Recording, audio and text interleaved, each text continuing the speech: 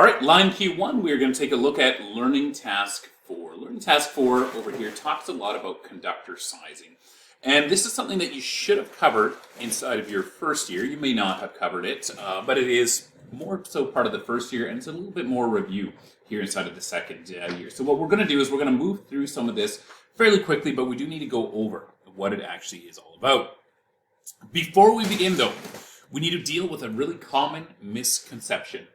And that really common misconception is that millimeters is equal to mils, kc mils or millimils or whatever it's going to be, or any other form of mils. Millimeters is 1/1000th of a meter. When we are talking about mils, we are talking about 1/1000th of an inch that we are going to be looking at.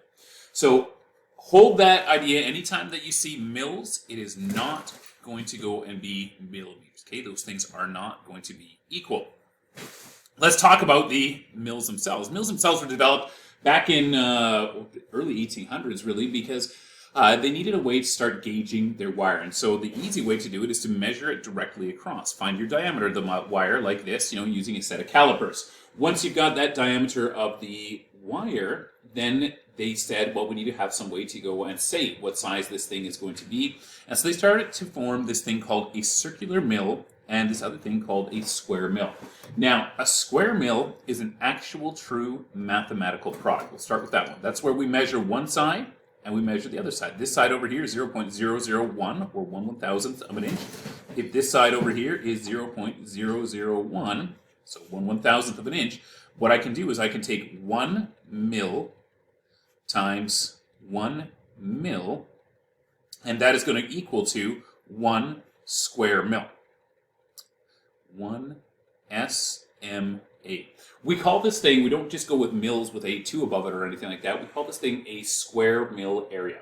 So we call this SMA of that component over there. Relatively straightforward, right? We take the width, we take the cross section of the height, and then we go and multiply those together. For anything that is circular, we do the same thing. What we're going to do is we are going to take that circular object and then we are going to find its diameter. That's going to be what it is across, right? Radius is half of the circle, diameter is all the way across the circle, circumference is all the way around the circle. We take the diameter all the way across in one direction and then we just square that. So in other words, what we are actually doing inside of here is we're taking 0.1 or 0.001 and multiplying it by 0.001, and then we're getting a 1 CMA. Now, you should be able to see that these two are definitely not mathematically equal. Square mill area is an actual mathematical, width times height type of thing. Circular mill area is going to be diameter squared, but it does actually lose the corners, right? If I were to go and draw the rest of this around here, I could make a box, this red box that we see around here, that's the same size as the square mill one, but we see that when I've got a circular mill, that it's missing the corners. So we're going to have some sort of a conversion that's going to go in between. What we will do is we are going to use a 0.7854 conversion.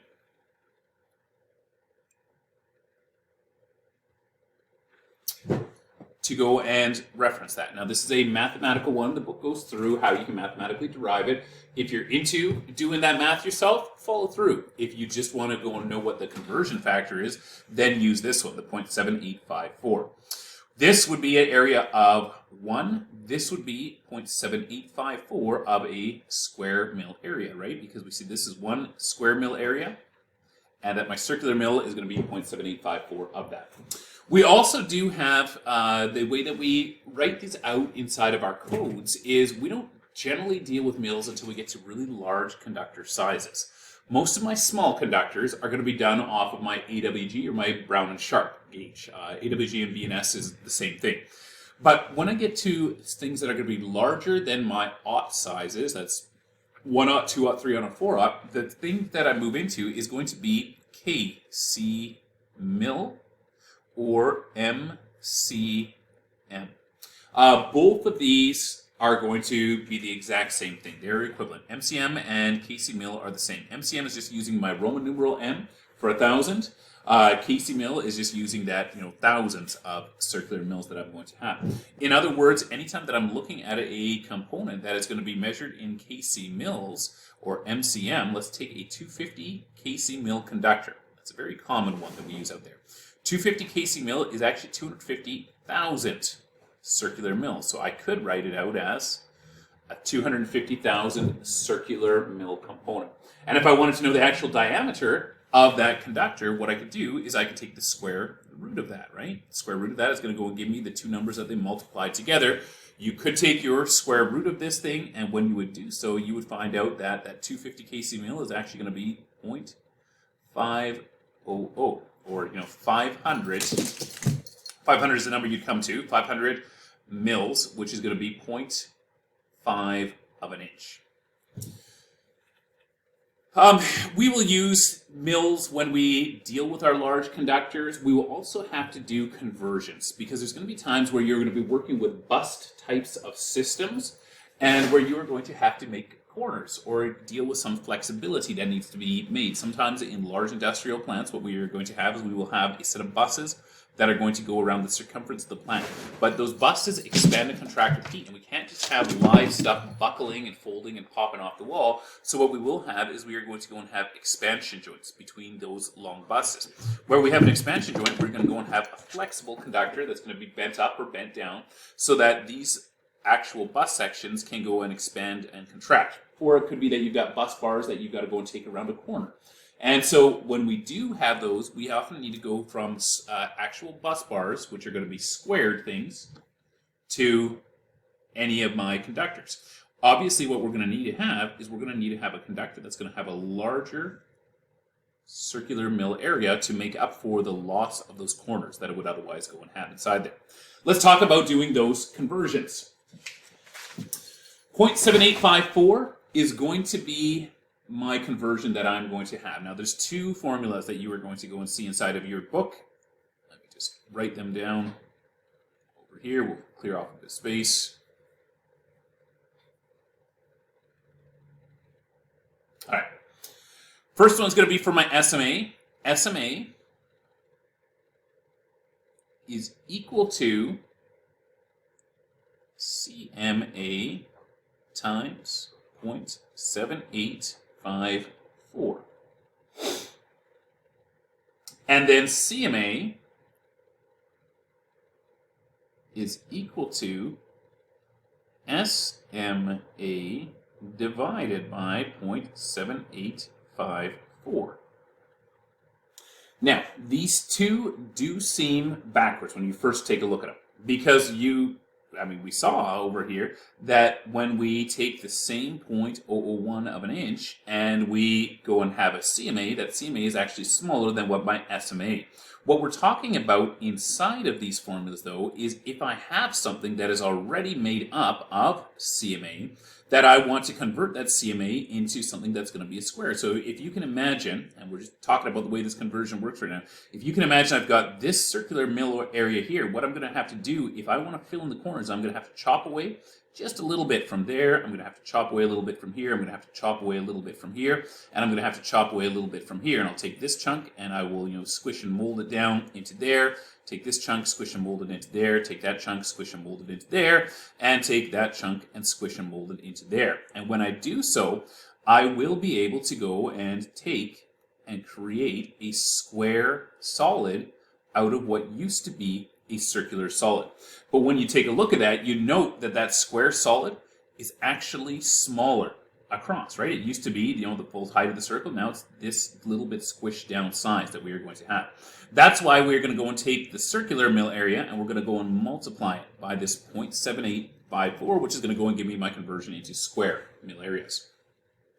Same thing, if I have got a square mil area and I want to go and take that thing into a circle, what I would have to do is I would have to go and take that square mil area, I would have to cut off these corners over here, we're going to kind of roughly round this thing out, and then I'm going to go and take that corner and I'm going to stick it over here to go and fill out that section. I'm going to take this corner, I'm going to move that one up top there to fill out that section, I'm going to take that one, use it to fill out that one, and I'm going to take that one to use it to fill out that section over there, right? And when we do that, we would see that my overall size my diameter across would have gone and increased in that point. That's why when I'm converting from a square mil area, I'm going to go and take my square mil area, that's the conversion we're doing over here, divided by 0.7854. It's going to tell me the size of the circular mil that I would need that would be equivalent to that. So those formulas are correct in case you were questioning why the one is going to be a multiply and why the one seems a divisor. I get this question otherwise it seems almost every class that people say, don't those formulas seem backwards when we have to go through those drawings? So there you have it. That is why we have those. Let's go and do some actual conversions. They give you examples inside of here. They give you examples of calculating bus bars that are given to you in inches. If you go to your example number 2, they say, what is a bus bar that is going to go and be 1/4 inch thick and 2 inches wide? What you need to do is you need to go and write those values out as thousandths of an inch. So 1/4 of an inch is going to be 0.25 of an inch. That would be 0.25 of an inch, right? But because it has to be in millis, that's going to be in thousandths, we would call that 250. So it's 3 decimal places. So that's going to be one side, it's going to be 250 mils. We can drop the 0 in the front. We'll call that now 250 mils. The other side of my bus bar, they said that that thing was going to be 2 inches. We would do 2.000, right? Because that's going to be the 3 decimal places, and then I can go and drop that 0 out, and now I can call this thing mils. 2,000 mils that I will multiply by 250 mils. So once I do that, that would go and get me to a square mil area. So 1/4 inch by 2 inch gets me to 500 kc mil.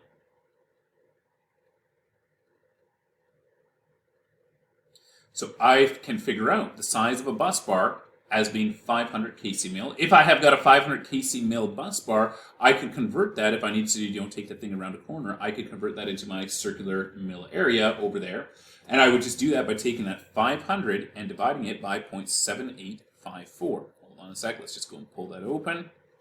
So 500 kc mil, that's KSMA, I should say. 500,000 divided by point, and watch this. Look at how this goes. It forms a little square. 7854 equals a value of 636 that I'm going to go and need. So my conductor would need to have to be a 636 kc mil for me to go and have that. This is ks mil. I wrote that wrong originally, but that was going to be thousands of square mil area that we had originally because that was a squared solid. There are lots of different permutations. You will also find, some bus bars that are going to be rounded. If they are rounded, then you have to go and work with both. Like if I have got a bus bar that looks like this, and I needed to go and figure out what my area was, what I'll have to do is I will have to go and split this down. I would calculate this section in the center over here as SMA. Then I would have to calculate these two as circular mils, right? If they would be perfectly half rounded, you calculate those two as CMA, and then you'd have to do a conversion on either your SMA or on your CMA. Convert one of them to the other. So you're adding these things, apples to apples, and then you would be able to go and get a total size off of it. All right, stranded conductors. We're not going to do a lot of calculations of the actual strands inside of our conductors, because honestly, we're not going to do this in the field. We'll cover what they're talking about. All that they're saying is that, look, if we're going to have a stranded conductor, all I need to do is find for the circular mil area, find the CMA of just that strand and then count how many strands I'm going to have. This is a standard 7-strand wire over here, so I would take that CMA times 7, and that would equal to my actual CMA that I'm going to have. There is a benefit to stranded wire, by the way. Stranded wire can carry more current than solid wire because stranded wire has got more surface area. And more surface area means that we are going to go and have more area that will be unaffected by skin effect. That's one of the reasons why we like stranded wire, as well as just we can get increased ampacity because we have less skin effect. We basically give it more skin because we've got it split into all of these small parts. Okay, BNS or AWG, this was something that was developed once again back in the 1800s. It was originally known as the Brown and Sharp. We now call this thing the AWG. It is something that is North American alone. We use AWG, and in the rest of the world, pretty much, they use S AWG, except for the Bahamas. The Bahamas follows Canadian Electrical Code. If you are a certified electrician here in Canada, you can work in the Bahamas. True story. Lovely. I've often thought about it myself. Anyways, going back to this one over here, my American wire gauge over here. This is going to be a gauging size. It's hard to tell size of wires just by eyeballing until you really have worked with them a lot. But you can go and gauge them inside of here. The way that you work one of these gauges is you push the wires into the slot till you find a slot where the wire itself fits just to the edge of the slot, but doesn't push all the way into the hole. Okay, we're not shoving them through the hole, we're shoving them in from the side. These things are always going to be just a little bit flared out. You can't really see it so much on here, but they are supposed to be drawn as being a slight bit flared. As we shove them into there, you've got to find the one where it doesn't push all the way through into the center, but as you push it in, you can just push it in to the point where that conductor is flush. If I were to go and have a conductor in right over there, we would say that that would be a number 2 conductor that we would have. We can only use these on solid wires. Stranded wires are going to go and deform as you push them in. You know, those 7 strands or 37 strands, depends on what you have over there. It's all going to go and start shoving and, you know, slide right through. So you do have to use these things only on those. And then we're going to take a look at this table that we have inside of here. This is going to be my AWG sizing, and it is going to give me a bunch of different things. It's going to give me diameters in mils, areas in circular mils, and then we move over. This is the same set of columns over here. It's just going down to smaller sizes. Couple of things that we should go and be aware of. First of all, aughts. That's what this is over here. We don't very generally refer to it as being a size of 0. A 0 wire. What we'll call that is we will call that a 1/0. You will commonly see that written as 1/0. You will see this one here, the 00, written as 2/0, 3/0. Ooh, I wrote 3 there, or 4/0 that we will have these listed off as. Those are going to be the largest AWG sizes. Above that, we still have larger sizes, but those are always going to be in KC mil or MCM, whichever one you prefer to call it. Those will be up above there. This is the AWG size itself. Now, most of my AWG size, we are going to go and carry through on some of our larger conductors. We go through and we use the odd size. We do use this odd size. We do use this odd size over here. Those are odd sizes of wires that are in use in the field. However, once we drop below 5, 7, 9, 11, all those ones there are going to be wire gauges that are just not used. We use the standard ones, you know, what we're going to have here, 4, 6, 8, 10, 12, 14, etc. We will use those things all the time. But there's really not a lot of point. Wholesalers wouldn't want to stock a number 9 wire because it's halfway between an 8 and a 10, and the number of times that somebody would, you know, buy it as compared to buying an 8 or 10 is so slim that it's just not worth the amount of effort and shop space and stuff like that. We do see some of these odd sizes that are going to be used inside of equipment, right? If somebody is got a factory and they're going to be putting out 10,000 units a day, it makes sense for them if they say, well, you know, instead of buying a number 16 gauge, you know, I've got 16 or 18, I could use the 17 instead. It's going to be a slight bit smaller than the 16, and it's a little bit larger than the 18 that they can't use, so it's, you know, the perfect size. You will see these inside of equipment, but we won't see them outside of the equipment. There is no law against using them. If you can find yourself a roll of 13 gauge wire, have at it. You can use 13 gauge wire. I don't know where you're going to find it, but you can definitely go and use it. We just don't carry it because it's not useful to most of us. Looking at this chart as well, we should be aware of the fact that inside of our code book, inside of our table 10s, we are going to go and have area as well. The area inside of our code book deals with actual millimeters. This over here is in mils, which means that it is milli inches itself. Let's kick over. Here we go. Table 10. So table 10 gives me my dimensions of stranded insulated. You should have that word stranded and stranded alone highlighted inside of here. If you take a look, it gives me for my most common conductor you're going to be calculating, that's going to be the 600 volt ones over here, either in R90 XLPE, that's going to be my thermoset, or in T90, that's going to be my thermoplastic. If you take a look at those, you will see areas that are in millimeters or in square millimeters that we're going to have off of that. This means that you do have to do a conversion if you want to go and utilize these things as actual mils. You could convert and create SMA and CMA out of here, but you would have to go and do a conversion. Now, at the very front of your code book, and we've talked about this before, there is going to go and be this table. And this table over here does give you a lot of different conversions that we're able to go and do. What it does have on it is that's just the menu thing that popped open there.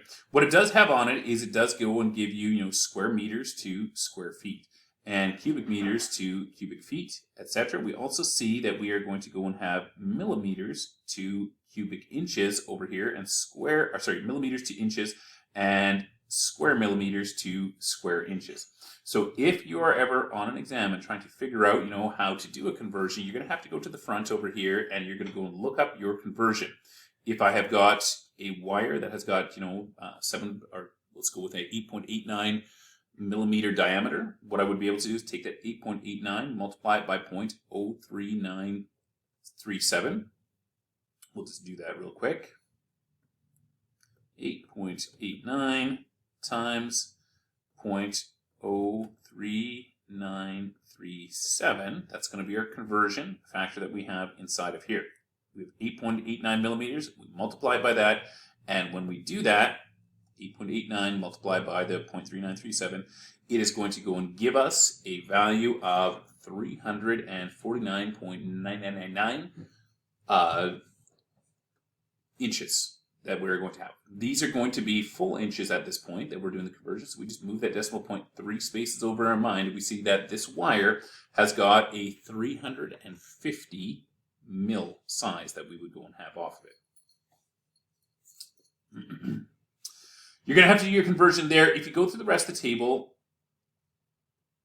all the way down here to the very bottom, they don't have anything inside of there for circular mil area and for square mil area, and for conversion between those two. I have actually put in my request to the code book. Believe it or not, I'm actually on part of the committee that writes the code book. It's a bunch of work, but I do actually believe in, taking errors out wherever we can. So once a year, there's a big conference, and I send in requests. I've probably sent in about, 30, 40 different requests for just dumb things inside of the code. Be like, why can't we just word this like this to make sense? Some of them get accepted, some of them get rejected, but I put this request in. We are supposed to be seeing this inside of our next 2021 code book. It was an accepted change. Whether it actually got put through into publication or not, I have no idea. But your next code book should have your square mil area and your circular mil area. That should have a conversion up top there. Not that that's going to help you yet. We're still going to finish second year here, obviously, inside the 2018. You might even finish your third year. It might be your fourth year that you're going to have to be dealing with the 2021 code book. We'll see when they adopt it as well. All right, back down into this one over here. What we do want to take a look at is going to be the number 10 column over here. The number 10 column is kind of a useful column. They say that if there's anything that you should memorize out of here, that's going to be the one. And you can memorize it roughly. Now, this is a rough one. This is not mathematical. But it is a rough one that I could go and take 10. And if I square that 10, so 10 squared, then I would get a value of 100. That's going to be my mils, my diameter in mils. So a 10 AWG, square it, I'm going to go and get my mils, roughly. It's 100 instead of 102. This is, once again, rule of thumb over here. And then if I go and take that value of 100, and I square that 100, square it one more time as I go over, I'm going to go and have my area inside of circular mils, roughly. Once again, it will be 10,000 instead of 10,380. But it's going to get you a rough idea as to where you are going to go and be inside of here.